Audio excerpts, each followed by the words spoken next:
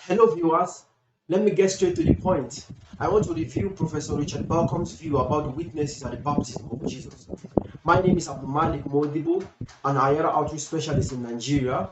And for those who don't know, Ayara means Islamic Education and Research Academy. So recently, a Christian friend of mine recommended that I read Richard Bauckham's book, Jesus, a very short introduction.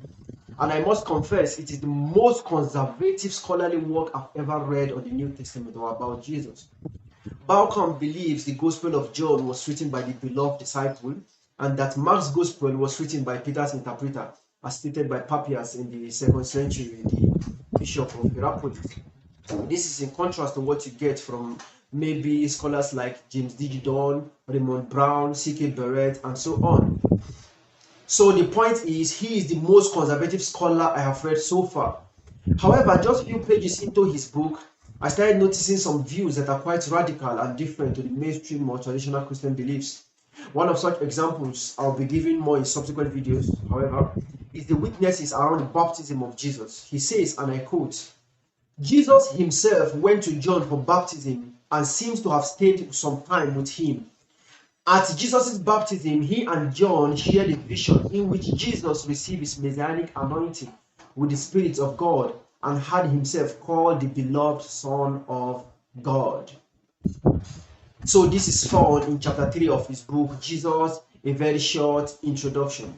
So the major point here is where he said he and John shared a vision. Jesus and John shared a vision. This is the major point here. So his view is that the voice at the baptism was a vision shared by both Jesus and John the Baptist only. No one else had the voice except these two. Now, however, how this deviates from the traditional Christian understanding that everyone present at the River Jordan had the voice from heaven, this view is much more logically and scripturally coherent and collects all of the gospel. Here is what I mean. We all know that the synoptics never mentioned that others had the voice. This is the first point we need to understand. The synoptics never mentioned that others had a voice. It is almost always an assumption that that's what happened, even though it is not actually stated.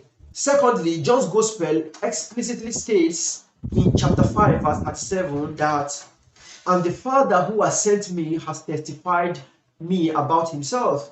You have never heard his voice nor seen his face at any time." So this is very clear from John's Gospel. None of Jesus' contemporaries had the voice of the Father at any time.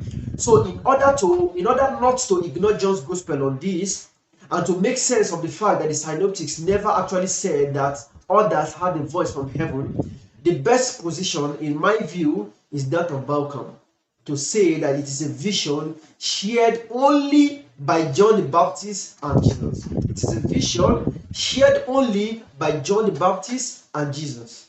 So I hope this makes sense. I know this is not a traditional Christian view about the baptism, but let me know your thoughts on the comment section. Till next time, may the peace, blessings, and mercy of God be upon us all.